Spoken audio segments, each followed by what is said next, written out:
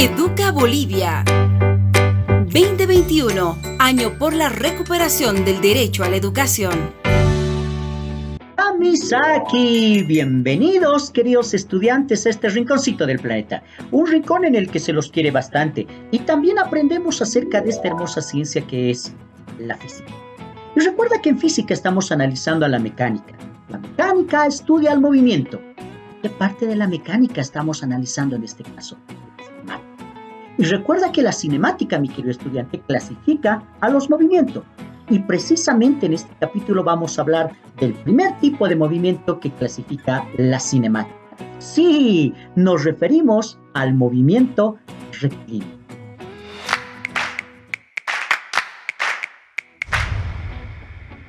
Y seguramente te preguntarás, ¿por qué movimiento rectilíneo?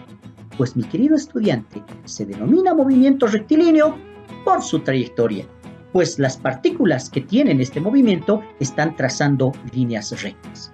Y para que me entiendas mejor, analicemos el siguiente ejemplo. Y quiero que observes muy bien el movimiento de la niña, el movimiento de la pareja y también el movimiento del señor de deportivo rojo. Recuerda que tú eres el observador. Si observamos primero el movimiento de la niña y lo analizamos, habrá un punto de inicio, A, y habrá un punto final, B. Y si unimos esos puntos, pues observa muy bien, estamos trazando líneas rectas. Ve el movimiento de la pareja. Fíjate que si vemos, tú como observador has visto el comienzo de inicio y lo ves después, tenemos un punto A, un punto B. Y si trazamos y unimos esos puntos, pues veremos que se trata de líneas rectas. Veamos el segundo caso, el movimiento de retorno de la niña. También hay un punto A, un punto B, y si unimos esos puntos, líneas rectas. Observa también a la pareja. Seguimos teniendo una línea recta. Y observa también al señor de deportivo rojo. Lo vimos comenzar su movimiento en un punto A, lo vemos terminar en un punto B. Y si unimos esos puntos, pues están trazando líneas rectas. Como tú puedes observar, mi querido estudiante, el movimiento horizontal o movimiento sobre la superficie es un movimiento rectilíneo. Pero te preguntarás si solamente los seres humanos realizamos este movimiento. Pues claro que no. Observa, por ejemplo, estas palomitas. Ponles un punto de inicio A y ponles un punto de final B. Observa muy bien, tú eres el observador. Observa a la persona, observa al automóvil. Recuerda que si tú eres el observador, seguramente te habrás dado cuenta que en el caso de las palomitas, trazamos un punto A, el inicio, un punto B. Unimos esos dos puntos, observa que es una línea recta. Observa al automóvil, desde que lo hemos visto iniciar su movimiento, punto A, hasta que lo vamos a ver seguramente perderse como punto B, será una línea recta. Como tú puedes observar entonces, mi querido estudiante, los movimientos sobre la superficie terrestre son movimientos horizontales y además pero seguramente dirás, profe Boris, pero los movimientos no pueden ser aislados, o sea, a veces nos movemos todos al mismo tiempo. Pues claro que sí. Observa y tenemos un movimiento de bastantes, todas son partículas, recuerda, los perritos, los animales, nuestras famosas palomitas son partículas. Y si tú agarras a cada movimiento, trazas un punto A y un punto B, te podrás dar cuenta que estos movimientos son rectilíneos, para cualquiera de ellos. Entonces, como te podrás dar cuenta, los movimientos rectilíneos son aquellos que se hacen sobre la superficie terrestre o paralelos a la superficie terrestre. Los aviones, por ejemplo, o el teleférico. Cuando tú te subes al teleférico podrás darte cuenta que estás haciendo un movimiento paralelo a la superficie, por lo tanto también es rectilíneo. Ahora, estos movimientos, mi querido estudiante, se pueden clasificar en dos, y cualquier movimiento, no importa su trayectoria, uniforme o variable. Ahora, ¿cuándo el movimiento es uniforme? En este caso en el rectilíneo, al cual le vamos a llamar movimiento rectilíneo uniforme. Y lo vamos a reconocer por las siglas MRU. Sí, seguramente te darás cuenta, MRU por movimiento rectilíneo uniforme, ¿no? Ahora, ¿cuándo el movimiento rectilíneo es uniforme? O cualquier movimiento. ¿Y qué estudiante? Cuando la velocidad permanece constante. Ese es un requisito fundamental. Un movimiento rectilíneo es uniforme cuando la velocidad permanece constante. E igual que cualquier fenómeno físico, pues tiene las ecuaciones que nos van a permitir medir a este movimiento. La ecuación fundamental, mi querido estudiante, si se trata de un movimiento uniforme, la velocidad es igual a la distancia sobre él. Ya ve anotando esto en tu formulario que es fundamental.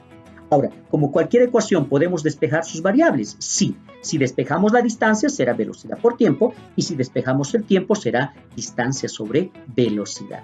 Pero Pero tranquilo, mi querido estudiante, no te pongas nervioso ni te estreses, no digas, profe, pasó muy rápido, no vi los despejes. Tranquilo, que cuando hagamos los ejercicios hablaremos de estos despejes. Pero recuerda, no solamente puede haber un movimiento uniforme, también puede estar el movimiento variable. Y en el caso del rectilíneo lo conoceremos como movimiento rectilíneo uniformemente variable. Ahora, ¿qué hace que el movimiento sea variable? El cambio en la velocidad. Si la velocidad cambia, el movimiento es variable. ¿Y quién hará que la velocidad cambie? Mi querido estudiante, seguramente alguna vez tú te subiste al auto de papá, al auto de mamá, en tu bicicleta o tal vez en un transporte público. Y cuando estabas sobre la hora, ¿qué le pedías a tu papá, a tu mamá o tú hacías en la bicicleta? Sí, acelerabas. La aceleración, mi querido estudiante, es el aspecto físico, la característica física que hace que la velocidad cambie. Ahora, observa muy bien este ejemplo de aceleración. Observa al niño en la patineta. Ve que como cada vez que él se impulsa, ¿qué es lo que está haciendo en la patineta y sobre el mismo? Porque ambos se están moviendo, está acelerando. Pues está cambiando su velocidad. Entonces, mi querido estudiante, la aceleración no es nada más y nada menos que el cambio de velocidad por unidad. Ya sea que haya un incremento o ya sea que haya una disminución en la velocidad. En ambos casos estamos hablando de aceleración. Y como cualquier otro fenómeno físico que vamos a medir, pues también tiene ecuaciones que van a regir a este movimiento. Y tenemos tres. La velocidad en función del tiempo, la velocidad en función de la distancia y la distancia en función. Fíjate muy bien, ¿qué significa V sub 0? Velocidad final. ¿Qué significa V sub f? Velocidad final. ¿Qué significa V sub 0? Velocidad inicial. ¿Cuándo utilizamos más? Cuando hay un incremento de velocidad. ¿Cuándo utilizamos menos? Cuando hay una disminución en la velocidad. Entonces, fíjate muy bien, la A es aceleración y la T es tiempo. Por lo tanto, estas tres ecuaciones que estamos planteando, velocidad en función del tiempo, velocidad en función de la distancia y la distancia en función del tiempo, son las tres ecuaciones que van a regir a este movimiento. Te invito a que tú realices un pequeño formulario para que pues, puedas anotar estas ecuaciones, tanto en el uniforme como en el variado, y las apliquemos en diferentes. Pero también existe un movimiento, el movimiento vertical, al que comúnmente lo conocemos como caída libre. Y observa muy bien, mi querido estudiante, tenemos un punto A cuando estamos sosteniendo y cuando soltamos, pues este objeto va a empezar a caer y chocará contra el suelo. A ese choque le llamaremos el punto B. Y si tú unes el punto A y el punto B, te darás cuenta que se trata de un movimiento rectilíneo. Claro que sí, pero este movimiento rectilíneo es variable. Pues ¿quién hace que varíe? ¿Quién le está acelerando, dirás tú? La gravedad. Pues mientras de mayor altura soltemos, chocará con más fuerza porque está más acelerado, ¿cierto? Entonces se tratará de un movimiento variable. Pero esta parte teórica, mi querido estudiante, ahora la analizaremos, la pondremos en práctica en la solución de problemas. Pero para empezar a solucionar problemas, debemos tomar en cuenta algunos aspectos muy importantes, algunas consideraciones generales que nos van a permitir a nosotros solucionar problemas. Para poder medir la velocidad, la distancia o el tiempo de cualquier objeto, debes tomar dos puntos referenciales. Un punto A que va a ser el punto de inicio de tu análisis y un punto B que va a ser el punto final. Fíjate, dos puntos, A y B. ¿Podemos medir la distancia entre estos puntos? Claro que sí, a través de la utilización de un flexo o un metro, como lo conocemos comúnmente. ¿Qué nos permite también el manejo de estos dos puntos? Medir el tiempo con un cronómetro. ¿Dónde encuentras el cronómetro? En tu teléfono celular, por ejemplo. Así que alista tu teléfono celular con el cronómetro. Cuando el móvil o la partícula pase por el punto A, tú inicias el cronómetro y cuando pase por el punto B, paras el cronómetro. Y así tendrás el tiempo. Entonces, fíjate cómo estos dos puntos nos permiten determinar datos que son muy importantes. El dato de la distancia, fíjate, 6 metros. Ese es un dato muy importante en la solución de nuestros ejercicios. Entonces, con ese dato, mi querido estudiante, ahora hacemos algunos ejercicios, algunos problemas muy importantes. En este primer problema, lo que vamos a hacer es medir la velocidad. Vamos a hacer una medición de la velocidad. Ahora, atento, pues vamos a tener un punto A donde tú inicias el cronómetro y un punto B donde tú paras el cronómetro. A la 1, a las 2 y a las 3. Ahí va, atento. Muy bien, pues seguramente al igual que yo, ¿cierto? Obtuviste un dato. 2.76 segundos. Ese es el tiempo. Fíjate que ya tenemos dos datos, distancia y tiempo.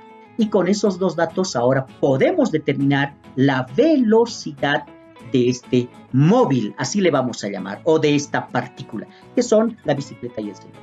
Pues extraemos primero los datos.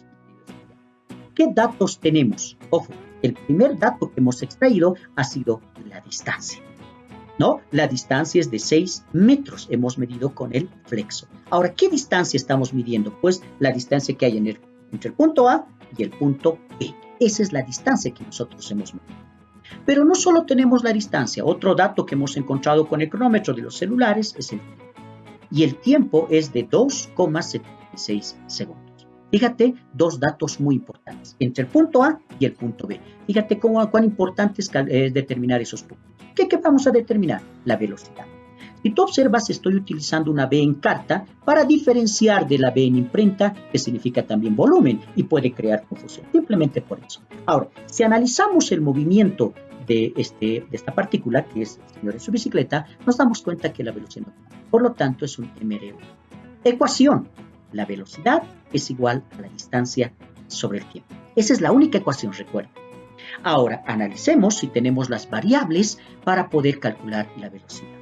¿Tenemos la distancia? Sí, son 6 metros. ¿Tenemos el tiempo? Sí, 2,76 segundos. Entonces, mi querido estudiante, reemplazamos, ¿no es cierto? Reemplazamos los datos. Entonces, reemplazando los datos, tenemos que la velocidad es la distancia, 6 metros, sobre el tiempo, 2,76 segundos. Fíjate, estamos reemplazando esos dos datos, ¿no? Ahora, al reemplazar los datos, ¿qué nos pide hacer esta ecuación? Nos pide dividir, porque toda fracción es una división. No olvides eso. Si dividimos 6 entre 2,76, ¿no? Y hacemos esa operación en la calculadorita, obtendremos que la velocidad es de 2,17 metros por segundo. Fíjate muy bien las unidades que estamos obteniendo. Metros por segundo. Ahora, ¿qué nos estará dando como información este resultado? Que por cada segundo que está pasando, esta partícula, que son el ciclo de su bicicleta, están recorriendo 2,17. Ahora, hacemos un análisis dimensional. Las dimensiones son muy importantes, pues si nos damos cuenta, mi querido estudiante, al ser metros por segundo, la velocidad tiene dimensiones. ¿Cuáles son esas dimensiones? Fíjate bien, metro, longitud, lo simbolizamos con una L. Segundo, tiempo. Entonces, dimensionalmente, la velocidad siempre va a ser longitud sobre tiempo. Esto es importante, ¿por qué? Porque resulta que entonces cualquier unidad que sea longitud sobre tiempo nos va a denotar velocidad. Por lo tanto, ¿podremos expresar estos 2,17 metros por segundo en cualquier otra unidad de longitud sobre tiempo? Claro que sí. ¿Qué te parece si los 2,17 metros por segundo los convertimos en kilómetros por hora? ¿Lo podremos hacer? Sí, porque estamos convirtiendo longitud a longitud, tiempo a tiempo. Ya sabes que para hacer esta conversión partimos de los 2,17 metros por segundo. Y abrimos, mi querido estudiante, un factor de conversión. Convirtamos primero los metros. Si buscas tus equivalencias, encontrarás que un kilómetro tiene 1000 metros. Esa es la equivalencia. Si metro está arriba, ahora metro va abajo para cancelar metro con metro.